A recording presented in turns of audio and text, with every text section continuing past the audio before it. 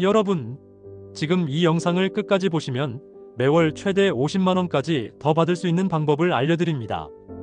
2025년 정부가 어르신들을 위해 준비한 복지 혜택이 무려 10가지나 새로 생기거나 대폭 늘어났는데요. 문제는 90%의 어르신들이 이런 혜택이 있는지조차 모르고 계신다는 겁니다. 실제로 경기도에 사시는 김할머니는 이 영상을 보시고 신청하셔서 한 달에 무려 43만원을 더 받게 되셨어요. 그런데 잠깐, 이 혜택들은 모두 신청해야만 받을 수 있습니다. 모르면 정말 손해. 지금부터 하나도 놓치지 마세요. 참, 이 채널 구독하고 좋아요 눌러주시면 앞으로도 어르신들께 꼭 필요한 정보만 골라서 알려드릴게요. 구독자 100만 명 달성하면 더욱 유익한 콘텐츠로 보답하겠습니다.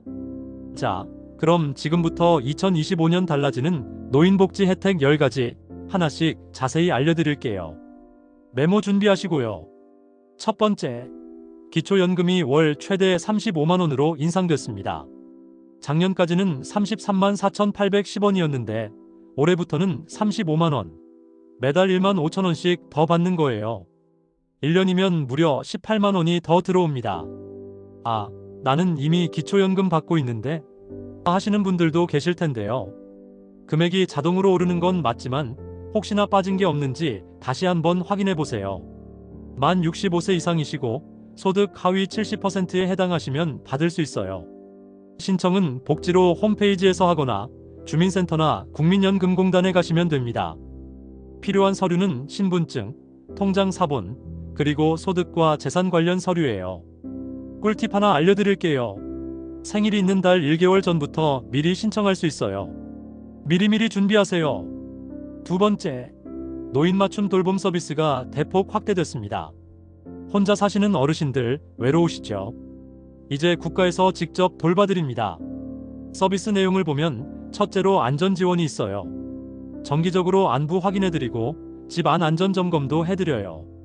부산에 사시는 박 할아버지는 이 서비스 덕분에 넘어지셨을 때 빠르게 병원에 갈 수 있었다고 하세요. 둘째로 사회참여 프로그램이 있어요. 비슷한 상황의 어르신들과 만나서 이야기도 나누고 함께 활동할 수 있어요. 셋째로 생활교육도 받을 수 있어요. 건강관리법, 스마트폰 사용법까지 다양하게 배울 수 있습니다.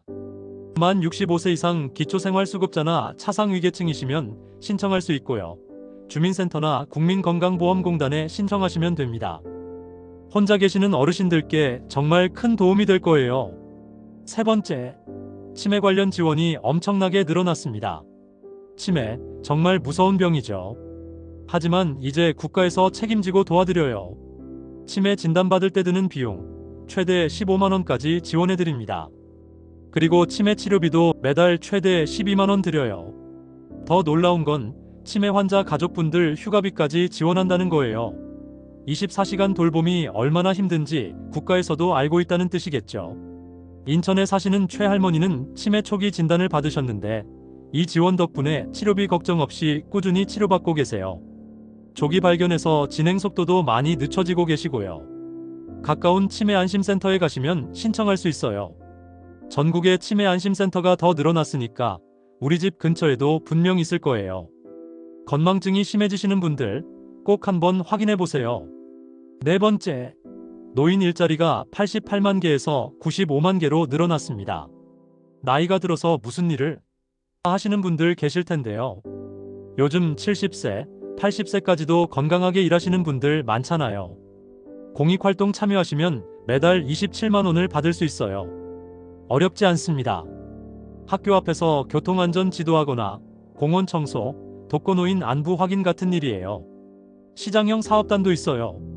반찬 가게, 택배 포장 같은 일을 하면서 수입도 올릴 수 있고요. 경험과 능력이 있으시다면 취업 알선형이나 시니어 인턴십도 있어요. 젊은 사람들한테 기술을 가르쳐 주거나 상담해 주는 일이죠. 대구에 사시는 이 할아버지는 40년간 목수 일을 하셨는데 시니어 인턴십으로 젊은 목수들한테 기술을 가르쳐 주면서 매달 100만원 넘게 벌고 계세요. 신청은 노인 일자리 전담기관이나 시니어 클럽에서 하시면 돼요. 집에서 심심하시다면 한번 알아보세요. 여기까지 들어보시니까 어떠세요? 벌써 받을 수 있는 혜택들이 보이시죠? 아직 6개가 더 남았는데요. 뒤에 나올 내용들도 정말 중요해요. 특히 8번째로 소개할 교통비 지원은 매일매일 사용하는 거라 정말 체감이 클 거예요. 지금까지 도움이 되셨다면 좋아요 한번 눌러주시고요. 가족분들, 이웃분들께도 꼭 공유해주세요. 그럼 계속 이어서 설명드릴게요. 5번째, 노인 의료비 지원이 대폭 확대됐습니다. 65세 이상 독감 백신은 이제 완전 무료예요. 작년까지는 일부 본인 부담금이 있었는데 올해부터는 영원, 치과 임플란트 건강보험 적용도 확대됐어요. 완전 틀리 하시기 전에 임플란트 고려해보세요. 이제 건강보험 혜택 받으면서 할 수 있어요. 노인성 질환 건강검진 항목도 늘어났고요. 골다공증, 우울증 검사까지 무료로 받을 수 있어요. 울산에 사시는 김할머니는 임플란트 2개 하시는데 원래 200만원 들 뻔했는데 건강보험 혜택으로 80만원만 내셨다고 해요. 별도로 신청할 필요 없어요. 병원에서 진료받으실 때 자동으로 적용됩니다. 65세 이상이시면 병원 갈 때 꼭 확인해보세요. 6번째, 주거급여 지원이 확대됐습니다. 집세 내기 부담스러우시죠? 이제 국가에서 도와드려요.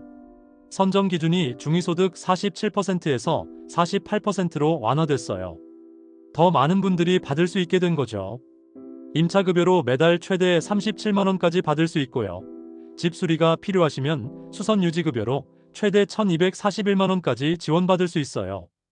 광주에 사시는 박 할아버지는 월세 40만원 내시는데 주거급여로 32만원을 지원받아서 실제로는 8만원만 내고 계세요. 또 다른 예로 전북에 사시는 최 할머니는 집 화장실과 보일러가 고장나서 걱정이셨는데 수선유지급여로 300만원 지원받아서 말끔히 고치셨다고 해요. 주민센터에 가셔서 신청하시면 되고요. 소득인정액 계산이 복잡하니까 직접 가서 상담받아 보시는 게 좋겠어요. 7번째, 에너지 바우처, 즉 연료비 지원이 확대됐습니다. 겨울에 난방비, 여름에 에어컨 전기료 때문에 걱정 많으시죠? 이제 국가에서 지원해드려요. 전기, 가스, 지역 난방비는 물론이고 연탄, 등유 구입비까지 지원해드리고요. 올해부터는 여름 냉방비까지 지원 대상에 들어갔어요. 가구원 수에 따라 차등 지급하는데요.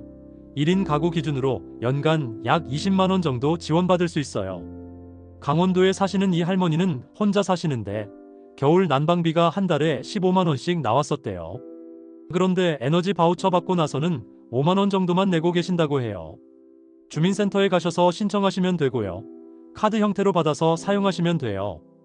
이것도 신청해야 받을 수 있으니까 꼭 기억하세요. 8번째, 교통비 지원이 대폭 확대됐습니다. 외출하실 때마다 교통비 부담스러우시죠? 이제 많이 덜어졌어요. 65세 이상 지하철 무료 이용이 전국으로 확대됐고요.